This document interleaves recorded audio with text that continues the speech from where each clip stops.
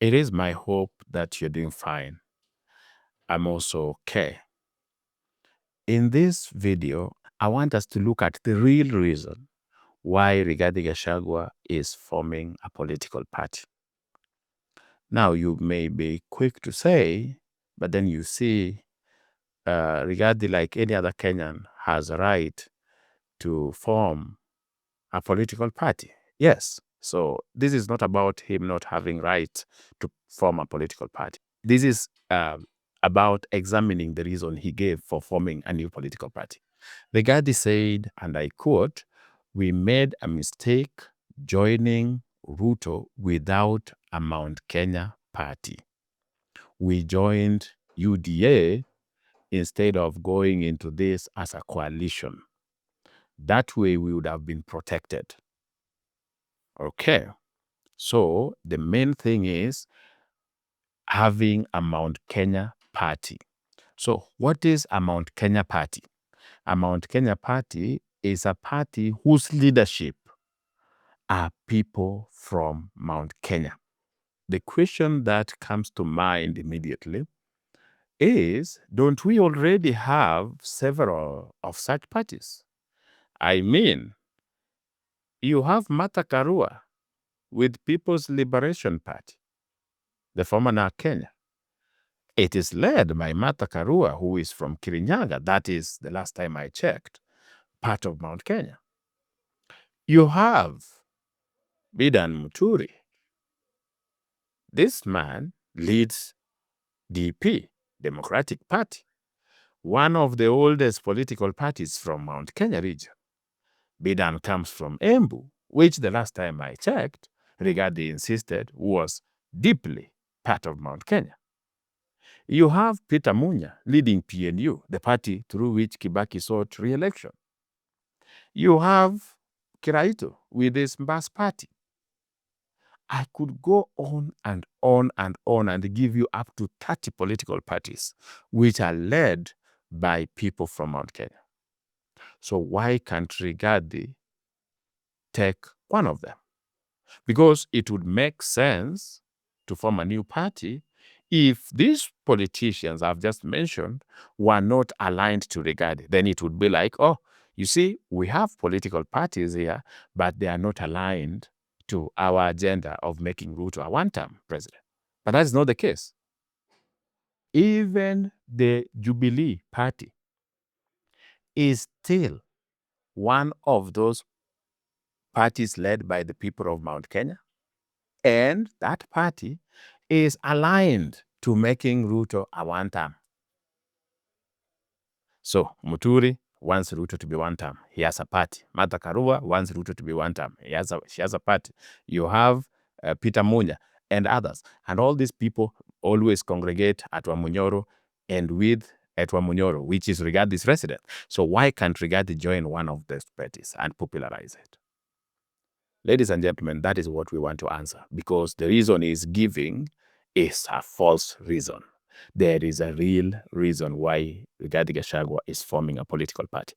If that is something you're interested in knowing, keep watching. And if you're watching us for the first time, take a moment and subscribe to this channel. Here is the main reason why Rigathi Gachagua wants to form his own political party. And I want you to underline his political party. The issue here is control. Rigathi Gachagua wants control of the mountain. This is not far-fetched. Rigathi Gachagua said that in the recent interview on Egesa, he said that he controls the mountain. My people hear me. If I tell them go this way, they will go this way. That is what Rigathi Gachagua desires, that he be the person to go to when you want anything in Mount Kenya. He even said that he admires how Raila manages his politics. What Rigathi meant was that Raila Odinga controls Luo Nyanza. He is the one to decide whether you become an MCA, an MP, a senator, a women rep, or even a governor.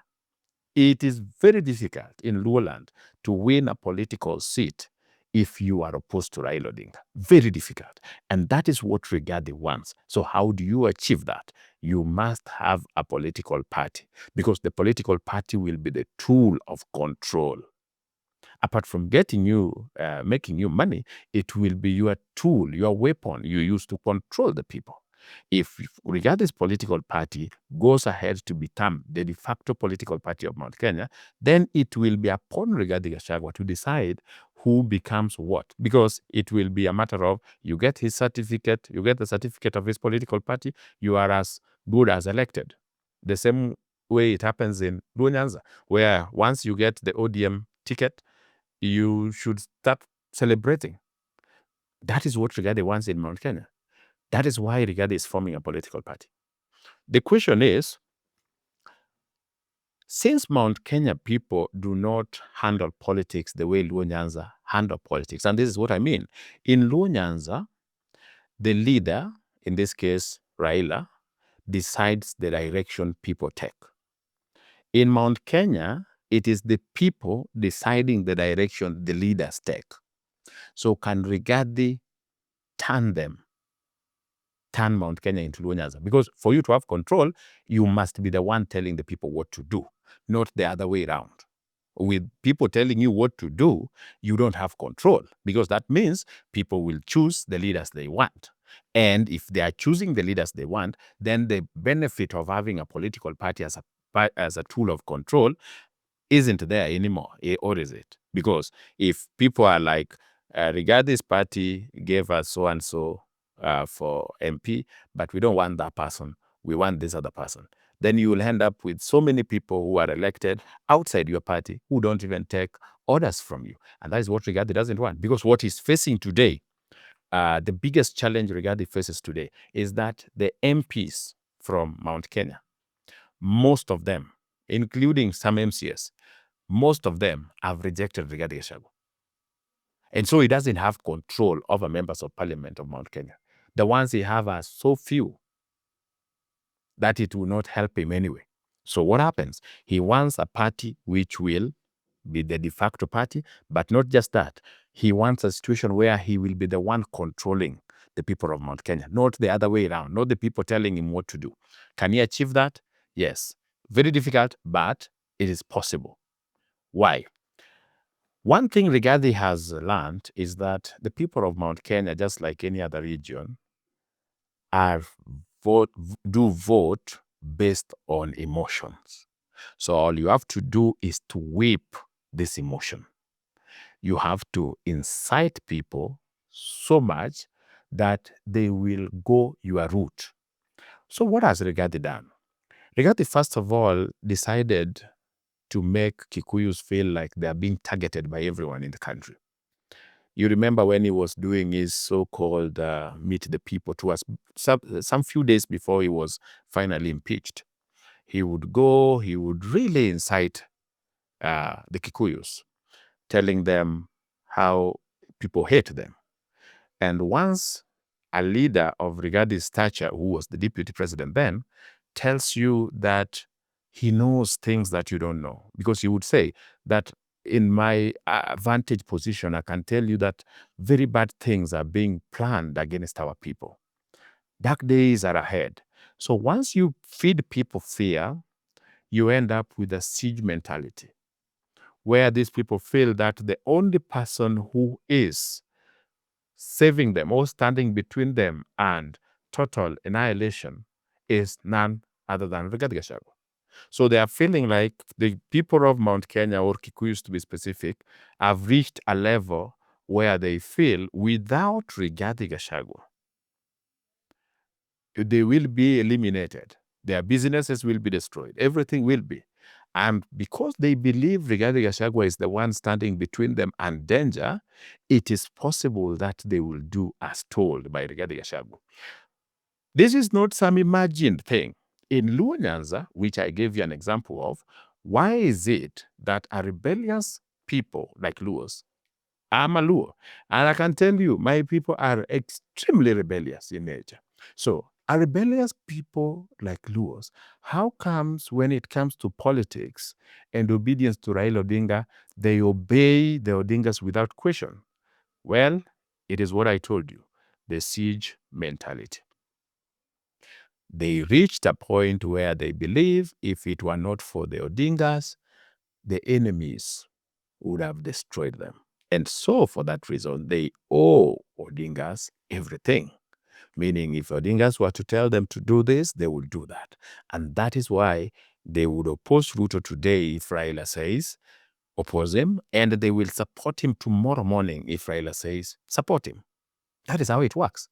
Today, Ruto can go to Luo Nyanza and be celebrated. But if Raila Odinga was to say, no, I do not recognize Ruto anymore, the following morning, if he went to Luo Nyanza, he wouldn't be celebrated. The same people. Nothing would have changed, only the position of Raila Odinga. And that is how siege mentality works. You believe in the leader to the extent that you feel you owe them your own life. And Rigathi has managed to make Kikuyus feel like he is the one shielding them from imminent danger. And that means if he forms a political party, these people would not care whether there is Jubilee, they would not care whether there is the DP, they would not care any other party. They will assume there is no political party in Mount Kenya as of now, when the reality is that there are several. So if Rigathi forms his party, they will likely join it and overwhelmingly support it. And once that happens, Rigathi will control Mount Kenya, because these people will still feel they owe him. Do you get the point? That because they feel they owe Rigathi for protecting them, they will do as Rigathi tells them. That means those who are not going to be in Rigathi's party in the mountain would be seen as enemies who must be punished, the same way it happens in Luo Nyanza. If you are not a member of ODM, what happens to you? You are seen as an enemy, somebody who is supposed to be dealt with. That's what happens. And that in Luo Nyanza, and that is what might happen moving into 2027 in the mountain. It will be either you are with Rigathi or against Rigathi. Rigathi would be like the substitute for the word Kikuyu. So if you attack Rigathi, you attack Kikuyus. If you attack Rigathi, you attack watu wa Murima. That is what Rigathi is aiming at. If he achieves that, ladies and gentlemen, he won't care whether Ruto is re-elected. Because I am 100% persuaded that Rigathi doesn't care who is re-elected. It's none of his business. What Rigathi cares about is control. He is not politically as naive as you think. He doesn't believe that he is in the league of William Ruto, that he can take William Ruto down. No. Rigathi knows what he can do. He saw how it was very easy to get rid of him, and it taught him a lesson that underestimating William Ruto is a crime, political crime. And so he's not going into this race with the belief that now with the people behind him, he can remove Ruto. No. What he wants is that if he has people behind him, he has leverage. He can negotiate. Meaning, even if William Ruto was to be re-elected, and Rigathi has over 50 MPs in parliament, that is something big. That is something he can use for negotiation. That is what he's aiming at. And that's what has made Raila Odinga someone you can't dismiss in politics. Because in that parliament, Raila always has over 60 MPs. And over 60 MPs can be a big problem, because if they oppose something unanimously, it is a dent on whatever it is that you want to do. So that is what Rigathi is aiming at, that control. If he has the MPs, if he has the governors, if he has the MCS, if he has the women rep and the senators, then now he can be in a position to bargain with whoever wins. And that means he cannot be dismissed politically. That means he will be the person you go to if you want to do something in Mount Kenya. Ladies and gentlemen, I hope I answered the question, the real reason why Rigathi Gachagua wants to form a political party. If you found value in this, let me know in the comment section. Of course, if you disagree with whatever it is I've said, share your view. We'll let us engage. And if you have not subscribed, please take a moment, subscribe to the channel so that you get notified. Otherwise, for those of you who have supported this channel by subscribing and always watching, I greatly thank you. If you want to know regarding this main political blunder, watch here.